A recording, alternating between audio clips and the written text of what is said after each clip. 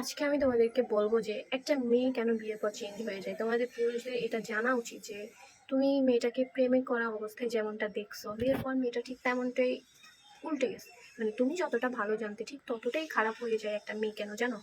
আর দিন শেষে সেটা ডিভোর্সের পর্যায়ে কেন যায় আমি বলি। এটা আমি আমার দিক থেকে বলি, কার কি মনে হয় সেটা আমাকে অবশ্যই কমেন্ট করে জানাবা। সো এটার পেছনে কিন্তু সবার আগে তোমরাই দায়ী, তোমরা পুরুষরাই দায়ী একটা মেয়েকে খারাপ বানানোর জন্য। সেটা কিভাবে জানো? যখন তোমরা রিলেশনে থাকো তখন অনেক ধরনের কথা হয়, বাবুজান, শুধু বাবুজান ভাত খাইছো এতটুকু না, অবশ্যই তোমাদের ভবিষ্যৎ নিয়ে অনেক পরিকল্পনা থাকে। আর সেই পরিকল্পনার মধ্যেই হচ্ছে আসল কাহিনী। আমরা মেয়েরা হচ্ছি এমন, তোমরা আমাদেরকে যেমন বুঝাবা আমরা আমাদের পৃথিবীটা তেমন ভাবে সাজাই নিব। আমাদের পৃথিবী সম্পূর্ণ হচ্ছে তোমাদের উপর। আমি বলি প্রত্যেকটা মেয়ে একটা পুরুষের উপর ডিপেন্ড করে কিনা জানি না, বাট 90% মেয়েরাই কিন্তু একটা পুরুষের উপর ডিপেন্ড করতে পছন্দ করে, দিন শেষে একটু রিল্যাক্স থাকার জন্য।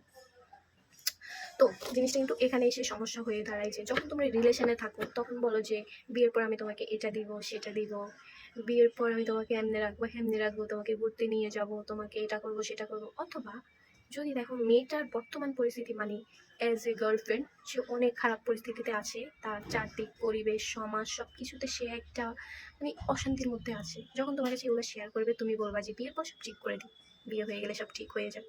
এই যে তুমি বলছো না বিয়ের পর সব ঠিক হয়ে যাবে, বিয়ে করলে আমি সব ঠিক করে দিব, ঠিক এই কথাটা দিয়ে মেয়েটা তার পৃথিবী বানাই ফেলে। মেয়েটা না, আমরা মেয়েরা একটা না, আমরা সবাই।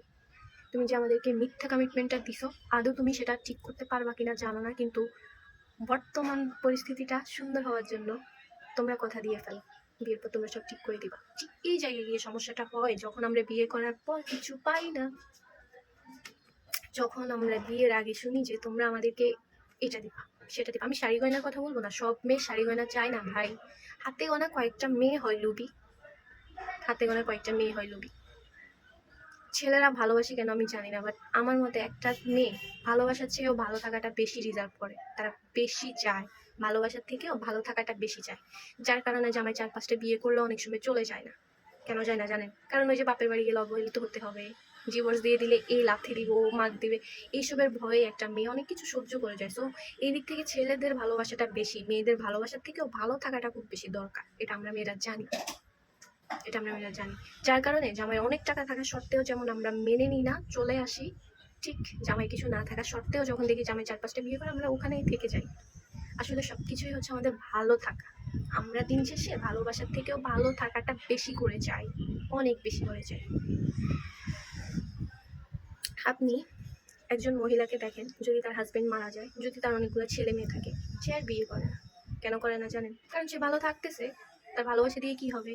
হাজবেন্ড ছাড়া যেমন ছিল, হাজবেন্ড ছাড়া, হাজবেন্ড থাকতে যতটা ভালো ছিল হাজবেন্ড না থাকার পরেও ততটা ভালো আছে, যার কারণে মহিলাটা বিয়ে করেন, বাচ্চা কাচ্চাকে মানুষ করে। হ্যাঁ, আর একটা পুরুষ যতই ভালো অবস্থায় থাকুক, বউ মরে যাওয়া 40 দিনও হয় না বিয়ে করে ফেলে। ওই যে পুরুষের ভালো থাকা দরকার নেই, তার ভালোবাসাটা দরকার। সো শিওর হয়েছো না কার আসলে ভালোবাসা দরকার আর কার ভালো থাকা দরকার? সো আমরা মেয়েরা যদি তোমাদেরকে বিয়ে করি অথবা আমরা যদি তোমাদের সাথে কথা বলে থাকি, অবশ্যই এটার পেছনে একটা কারণ থাকবে, সেটা হচ্ছে আমাদের ভালো থাকা। আমরা মেয়েরা ভালো থাকতে পছন্দ করি ভালোবাসার থেকেও। সো এই যে তোমরা আমাদেরকে কথা দাও বিয়ে করলে তোমার এই সমস্যা দূর করে দিব, ওই সমস্যা দূর করে দিব, তোমাকে এমনি রাখবো, রানীর মতো রাখবো, এইসব কাজ তোমার জীবনে আর আসতে দিব না। বিয়ে হওয়ার পর পরে যদি আমরা দেখি যে ঠিক তার উল্টাটাই হচ্ছে, মানে আমাকে যেসব কথা বলে আসছো সেই সব যদি আমি তোমার মধ্যে না দেখি, অটোমেটিক আমার মন নষ্ট হয়ে যাবে। অটোমেটিক, ওই যে বললাম না আমরা ভালোবাসি না, আমরা ভালো থাকার চেষ্টা করি। যদি সত্যিকারে ভালোবাসি তাহলে আসলে তোমার ওই মিথ্যা কথাগুলো আমি মেনে নিতাম, কিন্তু আসলে আমার কথা হচ্ছে ভালো থাকার কথা বলে আমাকে বিয়ে করছো, ভালো রাখতেছো না কেন? তুমি তো বলছো যে আমাকে ভালো রাখবা, আমার পরিস্থিতি চেঞ্জ করে দিবে। যদি আমি তোমাকে বিয়ে করার পর দেখি আমার পরিস্থিতি আরো খারাপ হয়ে গিয়েছে, উল্টা তুমি আর অন্যরকম আচরণ করতেছো, যখন আমি ফিল করতে থাকবো কি রে ভাই আমি তো এর থেকে আগে ভালো ছিলাম, এই বিয়েটা করে তো শুধু শুধু আমার এখনের পরিস্থিতি আরো খারাপ হচ্ছে, তো আমি কেন বিয়েটা করবো, আমি কেন বিয়েটা করছি, তাহলে আমি কেন এই লোকটার কাছে থাকবো?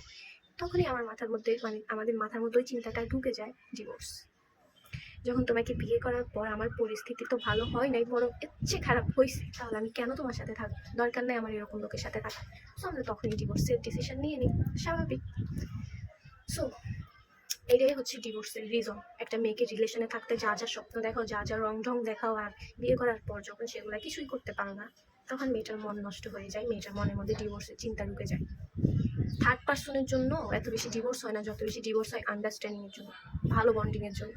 ওই যে হাজব্যান্ড ওয়াইফের মধ্যে সেই বন্ডিংটা থাকে না, কারণ হাজব্যান্ড কথা দিয়েছে একরকম, করতেছে আরেক রকম। এই জন্যই বেশিরভাগ লাভ ম্যারেজে ডিভোর্স হয়। কেন জানেন? ওই যে তারা কমিটমেন্টে থাকে। লাভ ম্যারেজে ডিভোর্স হয় এই জন্যই যে একটা প্রেমিকা যেভাবে কথা দেয় আমি তোমাকে ভালো রাখবো, বাট দিন শেষে ভালো রাখে না। অ্যারেঞ্জ ম্যারেজে এরকম কথা হয় না। আর অ্যারেঞ্জ ম্যারেজে মেয়েটা যতটুকু পায় ততটুকুকেই আলহামদুলিল্লাহ বলে চালিয়ে দেয়, কারণ তার কোনো হাই এক্সপেকটেশন ছিল না তার প্রতি। মেয়েটা আগে থেকে জানতো না যে ছেলেটা তাকে কিভাবে রাখবে। মেয়েটা বিয়ের পর যতটুকু পাবে ভাববে যে ততটুকুই তার জন্য আলহামদুলিল্লাহ। এটাই সমস্যা, মেয়েদের কোনো সমস্যা না। লাভ ম্যারেজ করলে জাস্ট সমস্যা এতটুকুই, সেটা হচ্ছে তোমার কথা বলার ধরনের উপর। রিলেশনে থাকাকালীন তুমি যেভাবে চলছো, বিয়ের পর যদি তুমি সেইভাবে না চলো, রিলেশনে থাকাকালীন তুমি যেই কথাগুলো দিছো, বিয়ের পর যদি সেগুলো পূরণ না করো, তখন গিয়ে ডিভোর্সটা তোমার কপালে এমনি আসবে, স্বাভাবিক স্বাভাবিক। সো আসলে লাভ ম্যারেজ বলো অ্যারেঞ্জ ম্যারেজ বলো, লাভ ম্যারেজ হলেই যে ডিভোর্স এমন না। তুমি যদি কথায় এক কাজে এক হও, অবশ্যই তোমার সংসার টিকে যাবে। কিন্তু তুমি যদি কথায় এক থাকো কাজে আরেক থাকো, তাহলে তোমার সংসার কেন ভাই, তোমার জীবনে তো থাকবে না, তুমি কারোর সাথে দিন শেষে সুখী হতে পারবা না। সো এটাই পুরুষ মানুষের দোষ। ডিভোর্সের জন্য আমি মনে করি পুরুষ মানুষের এই মিথ্যা আশ্বাসগুলাই অনেক কিছু, আর কিচ্ছু না। তোমরা যে মিথ্যা কথা দাও মেয়েদেরকে, তোমরা যে মেয়েদেরকে মিথ্যা একটা সান্ত্বনা দাও, বিয়ের পর সব ঠিক হয়ে যাবে, বিয়ের পর সব ঠিক করে দিব, এই কথাটার জন্যই অর্ধেক মেয়ে মানুষ তোমাদের থেকে মুখ ফিরায় নেয়, মন উঠায় নেয়। আর যখন একটা মেয়ের মন উঠে যায় একটা পুরুষের থেকে, তখন সে আর যত কিছুই থাকবে না, স্বাভাবিক।